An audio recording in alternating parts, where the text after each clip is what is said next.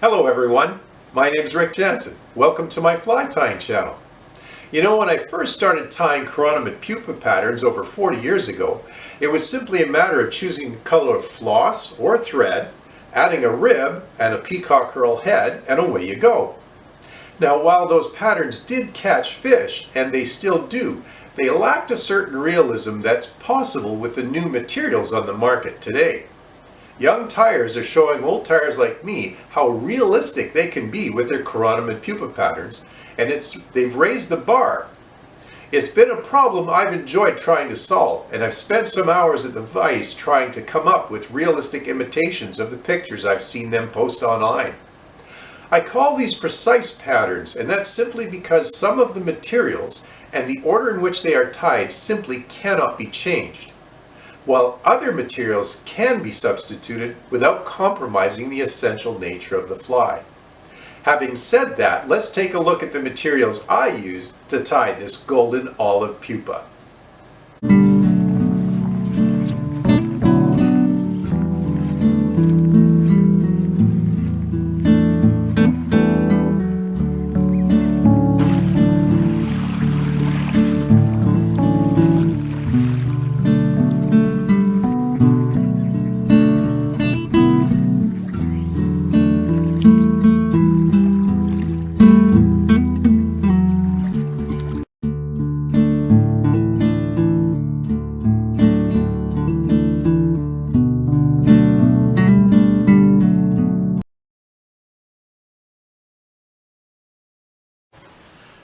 Into my vise I have a Togens number 12 2x long curved nymph hook. Of course you can tie this smaller or larger, it won't make any difference to the fly at all in the appearance. To that I have added a 7/64 matte black bead. Now I've gone with matte black because I want the contrast of the flat bead to contrast with the translucency and the brightness of the body. Of course you could replace the bead with something like a brown magic bead or a black nickel bead. But certain colors absolutely would not work, like a white would not really work on this fly at all. Now I'm going to move that back and attach my 130 denier white tying thread. Now I'm using white. You could certainly go with a smaller diameter, but the white is the essential part to this fly pattern. You must have a white base on here for the pattern to look the way it is. Now we're going to cut off that tag end and attach our set of Antron yarn gills. We'll get that tied in place there, and one wrap in front to cock the gills up a little bit. We'll cut off the tag end of those gills, that yarn. Now I'm test fitting the bead on there. I want to feel a little resistance as I move that bead forward, and I'm feeling that there now. So we're going to give that a whip finish and remove our thread and reattach it after sliding the bead forward. Now, I'm only using 2 turns of the whip finish. Most of this fly I will be using the whip finish tool. I'll only do 2 or maybe 3 turns at most because I don't want to compromise the slenderness of the fly. So we slip that into place there. Now we'll attach our white tying thread behind the bead. Give it a number of wraps there to secure that in place and bring it forward. And I like to put tension on this heavier denier thread. It makes it simpler to cut. Our first rib is our extra small copper wire. And again, you could go with a different color copper wire. I like the look of the natural copper up against the tying thread, the green tying thread. But it would have to be extra small so that you don't compromise the slenderness and the look of the fly. It's providing a second rib. Now we're bringing that back down the side of the hook there, and I'm laying one wrap of thread right next to the previous one. I just want to cover the shank of the hook without overlapping and creating ridges. So come down a bit toward the bend of the hook, and then we bring in our gold Coroni skin. Now we could use, for this, you could use gold flat tinsel in small. That would be a perfectly acceptable substitute that would still lend to the appearance of this fly. Now I'm bringing my white thread forward, again laying one layer next to the previous one without building up ridges, and occasionally stopping and spinning the bobbin to flatten the thread. Again, a very precise fly in terms of its demands with thread control. And each wrap is beside the one previous to it. You see we're building that up toward the front of the fly. Now, when we whip finish, I like to do it all up here at the front of the fly because this is where we want our shoulders anyway. This is the area of forgiveness here in the fly. Again, coming in with the whip finish tool, I'm going to lay just a 2-wrap whip finish on there because there's so many other materials coming on top of it that will secure it in place, so I don't have to worry about these wraps letting go because there's so much more on top of it. Tighten that up, give it a good tug while I cut it.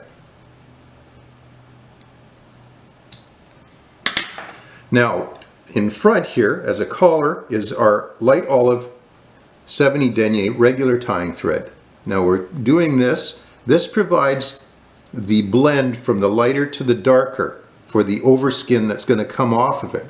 The nano silk is going to provide our base color, but this provides our value change in that base color. Now, what I'm going to do here, once I've laid down about a bead's length of solid color, I'm going to do an open weave for a couple of wraps and then come back, keeping it very open. I want that white, those white gaps there. That's going to provide the transition from our light olive to our darker olive up here without having it be an abrupt change at some point. So we give that a good couple wraps, building up the collar now. Again, now I'm coming in with the whip finish tool and laying down about 3 wraps for this one to secure that in place. And cut that off. I see you've got an errant bit of yarn here, so I'm going to cut that off. I don't want that back there. Sometimes the yarn can give you little strays, and you want to keep control of those. Okay, finally comes in our 100 denier nano silk in the olive, and we'll bring that in at the rear of the hook here, just at the tie-in point for the 2 ribs. And then before I cut the tag end off, I'm going to lift the ribs up and forward like that and lay a couple of layers in behind and get that crony skin to stay forward. There we go. This is going to provide the taper at the tail of the fly that gives it a nice point. It's sort of the exclamation mark on your chironomid, right? And we've got that in place now. Cutting off the nano silk without cutting anything else off. Now I'll bring my ribs back down and bring my tying thread forward of the ribs. Now again, with the nano silk, I'm going to spin that to flatten it. One layer right next to the other previous layer. I don't want to overlap here. Again, just laying down a thin layer of the olive silk to cover that white, and that white is like the canvas that we're painting on with the color on top. And we're bringing that forward, and now we get to here where the overlaying olive thread is, the underlayer, and we can start touching our wraps and doing some layering here, building it up, because we want the transition of that color to occur here. And I'm again twisting it one turn every time I go over with my fingers, and here we can start to bunch things up a little bit. And come in here and lay it down a few more layers. Now want a nice smooth body here without ridges and humps and stuff for the crony skin to lie on. Now our crony skin comes forward as our first rib. Again, this could be golden flat tinsel. So try to get 5 to 7 ribs in there. 1, 2, 3, 4, 5, 6.5. Give 2 wraps of that thread. Again, just 2 wraps. We don't want to build up the bulk at that thorax region too much. although this is the area of forgiveness in the fly. Now we're following it with the natural copper wire, and I like to lay that either right in front or just behind the gold coroni skin. In this case it worked out to lay it just in front, so they're neighbors. They're very close neighbors, they like each other. And we're laying that right in front of each wrap of the coroni skin. And we get that one touching there. Yeah. Nope, it slipped. And I want to get it in place. Again, this precise pattern. I want to see where it lays down finally. Right in the right place. There we are. I'll bring that up. A couple of wraps, and because I don't want to make too many wraps here, in order to helicopter that off, I'm going to cut it off.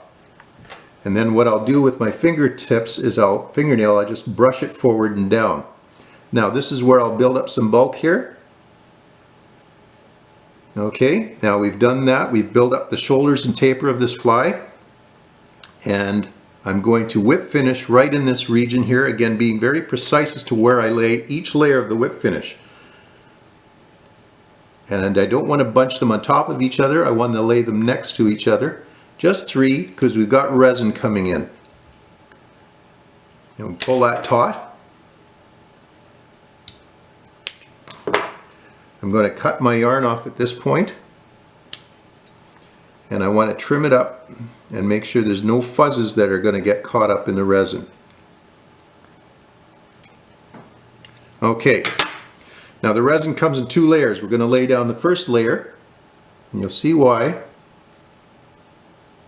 I have a UV fly finish in flow, and I'll spread that out with my bodkin, and I'm going to try, I'm not always successful, to try to prevent getting any of it on the matte black bead. It'll cause that matte black bead to go to a high gloss bead, and I want to keep that contrast with the flat black on there with the translucency and glow of this body. Okay, we're going to hit that with the UV light. Not literally, of course. And we'll count to 5 to 10 seconds on there. And then we'll come in the underside, make sure that's cured all the way around.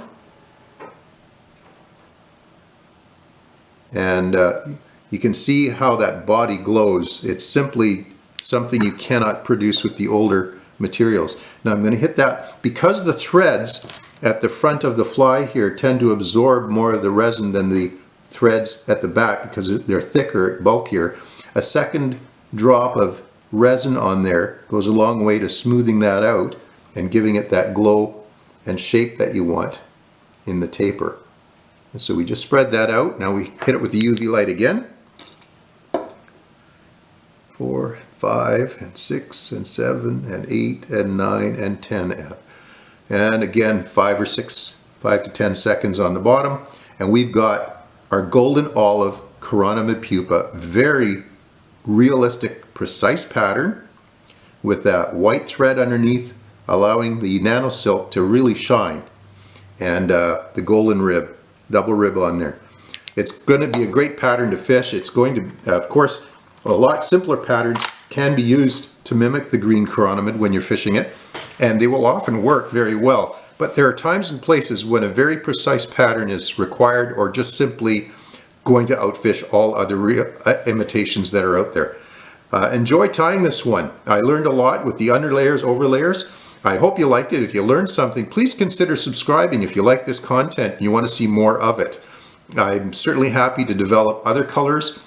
There's some root beer browns and some grays and duns that would be an excellent pursuit for me, and if you'd like to see those, I would be happy to work on developing some of those and bringing them to you on this channel. Thank you for watching, everybody. Tight lines.